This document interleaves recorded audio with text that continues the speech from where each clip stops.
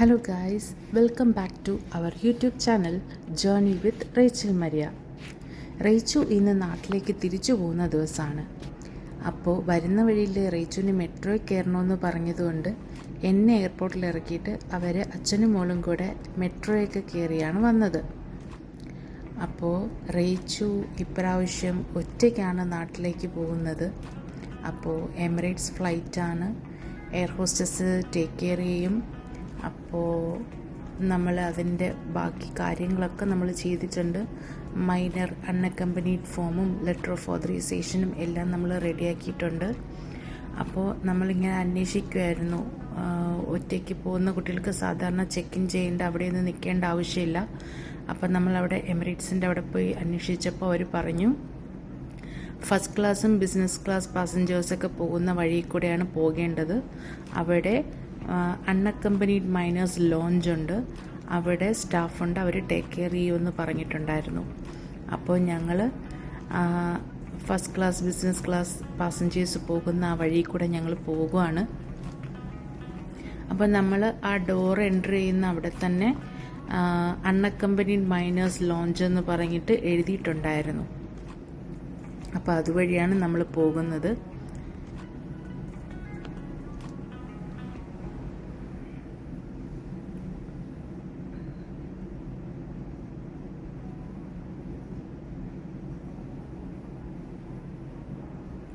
റേച്ചു നാട്ടിൽ നിന്ന് വന്നതും ഒറ്റയ്ക്കായിരുന്നു കേട്ടോ.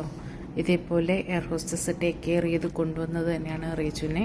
അതുകൊണ്ട് അവിടെ നിന്ന് വരുമ്പോൾ ആൾക്ക് ചെറിയൊരിതുണ്ടായിരുന്നു. അപ്പോൾ വന്നപ്പോൾ കുഴപ്പമില്ലാത്തതുകൊണ്ട് ഇപ്പോൾ ആൾ ഒറ്റയ്ക്ക് പോകാനും വലിയ കുഴപ്പമൊന്നുമില്ല, ആൾ ഓക്കെയാണ്. പിന്നെ അവൾക്ക് ഇവിടെ നിൽക്കുന്നതിനേക്കാളും കൂടുതൽ ഇഷ്ടം നാട്ടിൽ അപ്പാപ്പൻ്റെയും അമ്മാമ്മേൻ്റെയും കൂടെയൊക്കെ നിൽക്കുന്നതാണ്.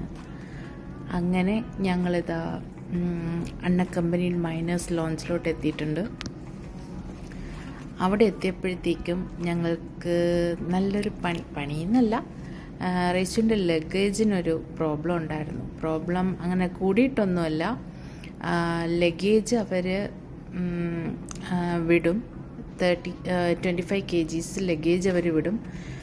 ഹാൻഡ് ബാഗേജ് അവരെടുക്കില്ല, കുട്ടി തന്നെ തൂക്കിക്കൊണ്ട് വരണം. അങ്ങനെയാണ് അവർ പറഞ്ഞു തന്നത്. ഞങ്ങൾ അവിടെ എത്തിയപ്പോഴാണ് അറിയുന്നത്. പക്ഷേ റേച്ചു വന്നപ്പോഴും ഇതുപോലെ തന്നെ വന്നത്. പക്ഷേ റേച്ചുവിന് ലഗേജ് എടുക്കേണ്ടി വന്നില്ല, അവർ തന്നെയാണ് എല്ലാം നോക്കി കൊണ്ടുവന്നതും എടുത്തതും എല്ലാം. അതുപോലെ തന്നെ ആയിരിക്കുമെന്ന് ഞങ്ങളും വിചാരിച്ചു. പക്ഷേ അവർ പറഞ്ഞു അവർ കുട്ടിയുടെ ഹാൻഡ് ലഗേജിൽ തൊടത്തില്ല, കുട്ടി തന്നെ എടുക്കണം എന്നൊക്കെ.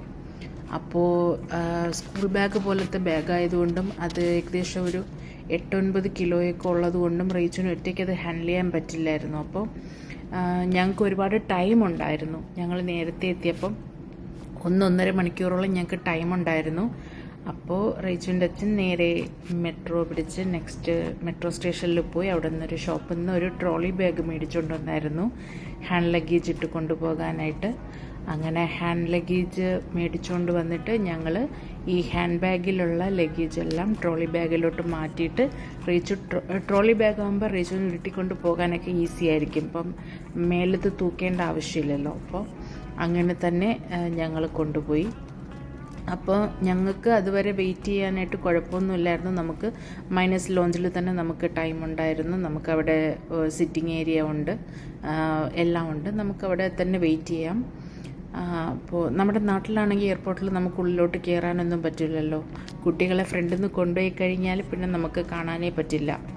അപ്പോൾ ഇതാകുമ്പോൾ നമുക്ക് ഉള്ളിലോട്ട് വരാം. ലോഞ്ചിൽ അവരുടെ കൂടെ തന്നെ, അവരെ എമിഗ്രേഷനിലോട്ട് കൊണ്ടുപോകുന്നവരെ അവരുടെ കൂടെ തന്നെ നമുക്കിരിക്കാം. അങ്ങനെയൊക്കെ ഉണ്ടായിരുന്നു. അപ്പോൾ റേച്ചിൻ്റെ ലഗേജ് എല്ലാം ഞങ്ങൾ സെറ്റാക്കി. ഇപ്പോൾ അവർ പറഞ്ഞു കുറച്ച് ടൈം കൂടെ ഉണ്ട്, നിങ്ങൾക്ക് വേണമെങ്കിൽ ഒന്ന് പുറത്ത് അങ്ങനെ ചുമ്മാ നടന്നിട്ടൊക്കെ വരാം. 8:45 ബോർഡിങ് ടൈം എന്ന് പറഞ്ഞായിരുന്നു. അപ്പോൾ ഇവർക്ക് വേറെ മൈനർ ആയതുകൊണ്ട് തന്നെ വേറെ ക്യൂവിലൊന്നും ചെക്കിനിലോ ഇമിഗ്രേഷനിലോ ക്യൂവിലൊന്നും നിൽക്കേണ്ട ആവശ്യമില്ല. അവർ സ്റ്റാഫ് ടേക്ക് കെയർ ചെയ്ത് കൊണ്ടുപോകുന്നതുകൊണ്ട് തന്നെ ഡയറക്റ്റായിട്ട് അവർക്ക് പ്രയോറിറ്റി ഉള്ളതുകൊണ്ട് നേരെ തന്നെ പോകാവുന്നതേ ഉള്ളൂ. അതുകൊണ്ട് നമുക്ക് ഒരുപാട് ടൈം ഉണ്ടായിരുന്നു. അപ്പോൾ റേച്ച് ഇതേ ട്രോളിയൊക്കെ ഉരുട്ടിക്കൊണ്ട് പോവുകയാണ്.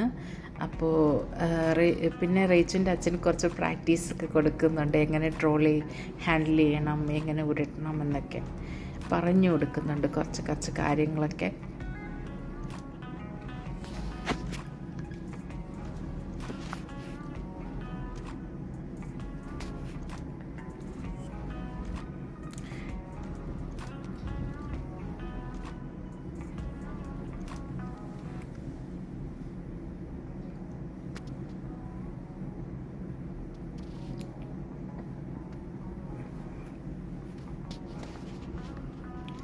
റേച്ചുവിൻ്റെ നാട്ടിലോട്ട് പോകുന്നതുമായിട്ട് ഉച്ചയ്ക്ക് ചട്ടിച്ചോറൊക്കെ കഴിക്കണമെന്ന് പറഞ്ഞതുകൊണ്ട് ഞങ്ങളതൊക്കെ കഴിച്ചിട്ടായിരുന്നു എയർപോർട്ടിലോട്ട് വന്നിട്ടുണ്ടായിരുന്നത്. അതുകൊണ്ട് തന്നെ എയർപോർട്ടിൽ നിന്ന് വേറെ ഞങ്ങൾക്ക് ടൈം ഉണ്ടെങ്കിലും പ്രത്യേകിച്ചൊന്നും കഴിക്കാൻ നിന്നില്ല. കാരണം റേച്ചുവിന് ഫ്ലൈറ്റിലും കിഡ്സ് മീൽ നമ്മൾ അറേഞ്ച് ചെയ്തിട്ടുണ്ടായിരുന്നു. അതുകൊണ്ട് നമ്മൾ പ്രത്യേകിച്ച് എയർപോർട്ടിൽ നിന്നൊന്നും കഴിക്കാൻ നിന്നില്ല. അവിടെ തന്നെ ഫസ്റ്റ് ക്ലാസ് ബിസിനസ് ക്ലാസ് പാസഞ്ചേഴ്സിൻ്റെ വെയിറ്റിംഗ് ഏരിയയിൽ തന്നെയായിരുന്നു നമ്മളും വെയിറ്റ് ചെയ്തിരുന്നത്. പിന്നെ അവിടെ വെച്ച് നമ്മൾ റേച്ചുവിൻ്റെ ഒരു റീലൊക്കെ എടുത്തിട്ടുണ്ടായിരുന്നു, ഡാൻസിൻ്റെ റീല്. അതൊക്കെ ഉടനെ തന്നെ വരും. പിന്നെ റേച്ചു നാട്ടിൽ പോകുന്നതിന് മുമ്പും നമ്മളൊരു സ്റ്റേക്കേഷനൊക്കെ പോയിട്ട് എടുത്തിട്ടുണ്ടായിരുന്ന വീഡിയോസ് ഉണ്ട്. അത് ഉടനെ തന്നെ വരുന്നതായിരിക്കും. എല്ലാവരും ഞങ്ങളുടെ ചാനൽ സബ്സ്ക്രൈബ് ചെയ്യണം, ലൈക്ക് ചെയ്യണം, ഷെയർ ചെയ്യണം, കമൻറ്റും ചെയ്യണം. നിങ്ങൾക്ക് ഇഷ്ടപ്പെട്ടിട്ടുണ്ടെങ്കിൽ കമൻറ്റും ചെയ്യണം. അങ്ങനെ ഞങ്ങൾ കുറേ നേരം അവിടെ തന്നെ എയർപോർട്ടിൽ വെയിറ്റ് ചെയ്തിട്ടുണ്ടായിരുന്നു.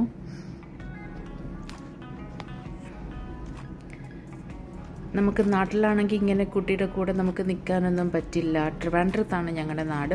ട്രിവാൻഡ്രത്ത് നമ്മൾ എയർപോർട്ടിൽ നിന്ന് പുറത്തുനിന്ന് കുട്ടീനെ അകത്തോട്ട് വിട്ട് കഴിഞ്ഞാൽ പിന്നെ നമുക്ക് അകത്തോട്ട് കയറാനോ കാണാനുള്ള ഒരു ഇതില്ല. ഇവിടെ നമുക്ക് കുട്ടീനെ നമുക്ക് പോകാനുള്ള അവസരം ഉണ്ടായിരുന്നു. അതുവരെ ഞങ്ങൾ റേച്ചുവിനെ തന്നെ കൂടെ തന്നെ ഞങ്ങളുണ്ടായിരുന്നു.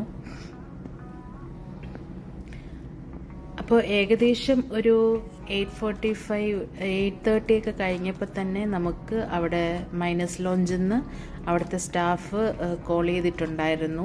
ബോർഡിങ്ങിന് ടൈം ആകുന്നുണ്ട്, കുട്ടീനെ കൊണ്ടുവരണമെന്ന് പറഞ്ഞിട്ട് വിളിച്ചിട്ടുണ്ടായിരുന്നു. അപ്പോഴേക്കും ഞങ്ങൾ പിന്നെ റേച്ചുവിൻ്റെ ബാഗ് എടുത്തിട്ട് നമ്മൾ പോയി.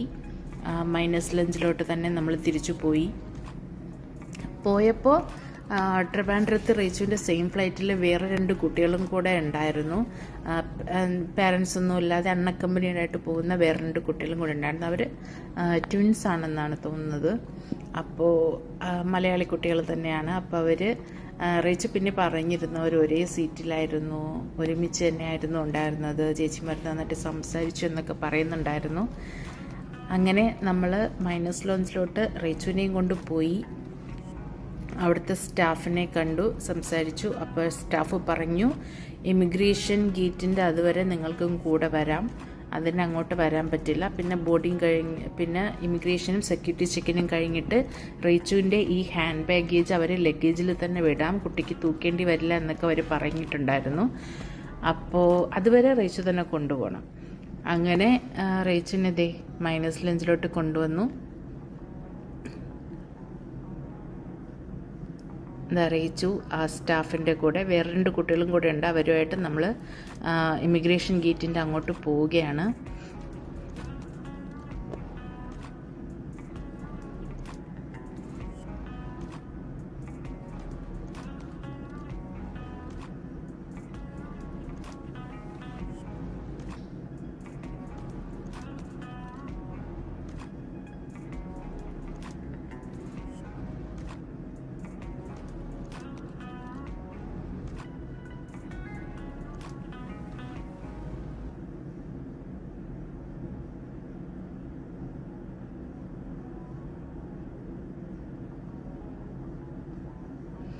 റേച്ചു പിന്നെ നാട്ടിൽ പോയി കഴിഞ്ഞാൽ തൊട്ടടുത്ത ദിവസം തന്നെ റേച്ചുവിന് സ്കൂളിൽ റീജോയിൻ ചെയ്യണം.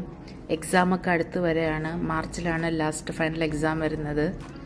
അപ്പോൾ അതിൻ്റെയൊക്കെ സ്കൂളിൽ പോയി ബാക്കി ഫ്രണ്ട്സിനെയൊക്കെ കാണാനും അപ്പാപ്പനെ അമ്മയമ്മനെയൊക്കെ കാണാനൊക്കെ ഭയങ്കര എക്സൈറ്റഡ് ആണ്. അങ്ങനെ റേച്ചു അച്ഛനോട് ബായൊക്കെ പറയുന്നതാണ് കാണുന്നത്.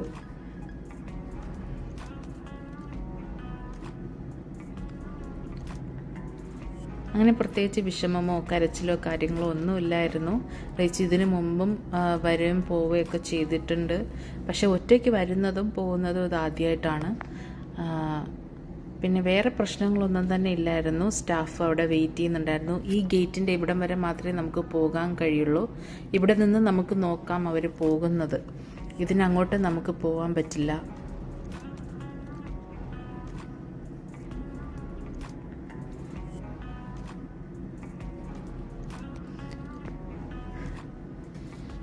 ഇതാണ് ഇമിഗ്രേഷൻ്റെ ഫ്രണ്ടിലത്തെ ഗേറ്റ് വരുന്നത്.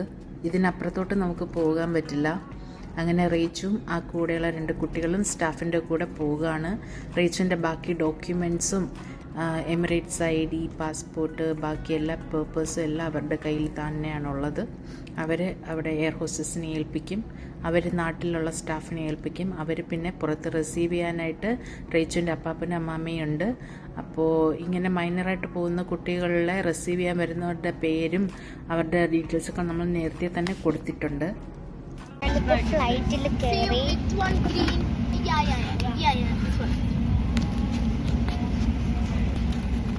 എൻ്റെ അടുത്ത് 2 ചേച്ചിമാരുണ്ട്.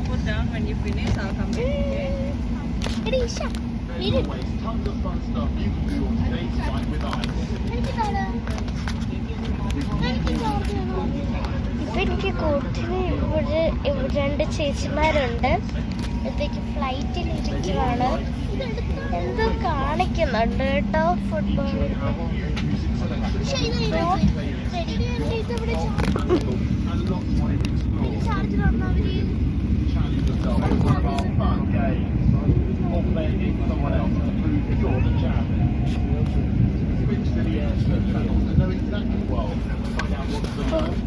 കണ്ടോ പുറത്ത് ഈ കൊമ്പ് മാത്രം കണ്ടത് ഞാൻ ഇരിക്കുന്ന ഫ്ലൈറ്റാണ്. അപ്പുറത്ത് വേറെ B-22 ആണ്. ഇപ്പൊ ഫ്ലൈറ്റിൽ കയറിയതേ ഉള്ളൂ. ബാഗൊക്കെ തൂക്കിയിട്ടിട്ട് ഇവിടെ ഇരിക്കുക. ഇനിയിപ്പോ ഫ്ലൈറ്റ് പൊങ്ങാൻ നേരം എനിക്ക് സുഖമായിട്ട് ഉറങ്ങണം.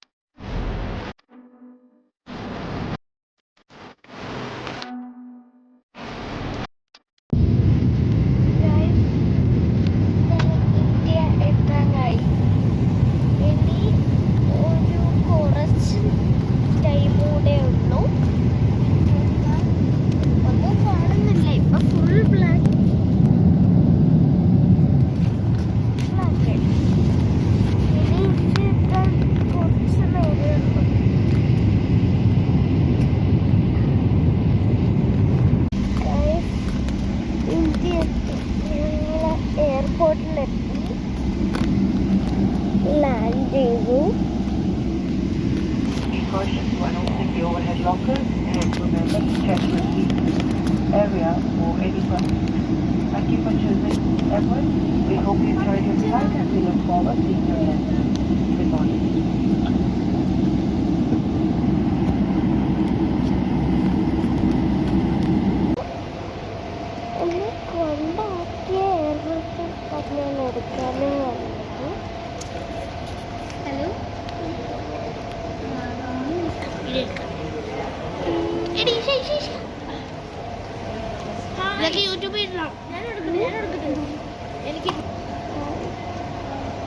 ഇവിടെ എത്തിയിട്ടുണ്ട്. പിന്നെ ഈ ലഗേജ് ഒക്കെ എടുക്കുന്നത്. അപ്പോൾ റേച്ചുവിൻ്റെ കൂടെയുള്ള 2 കുട്ടികളും സേഫായിട്ട് എയർപോർട്ടിൽ എത്തിയിട്ടുണ്ട്. അവർ ലഗേജൊക്കെ എടുത്ത് പുറത്തിറങ്ങി. റേച്ചു അപ്പാപ്പനെയും അമ്മാമ്മേനെയും കാണാനായിട്ട് ഭയങ്കര എക്സൈറ്റഡ് ആണ്. കുറച്ച് നാൾക്ക് ശേഷമാണ് അവർ കാണുന്നത്. പിന്നെ റേച്ചു ഒരു ദിവസം റെസ്റ്റൊക്കെ കഴിഞ്ഞ് സ്കൂളിൽ പോയി തുടങ്ങും. പഠിക്കണം. ലാസ്റ്റ് എക്സാം വരെയാണ്. അപ്പോൾ ഞങ്ങളുടെ ഈ കുഞ്ഞു വീഡിയോ ഇഷ്ടപ്പെട്ടുണ്ടെങ്കിൽ എല്ലാവരും ലൈക്ക് ചെയ്യുക, ഷെയർ ചെയ്യുക, സബ്സ്ക്രൈബ് ചെയ്യുക, കമൻറ്റ് ചെയ്യുക. അപ്പോൾ ബൈ.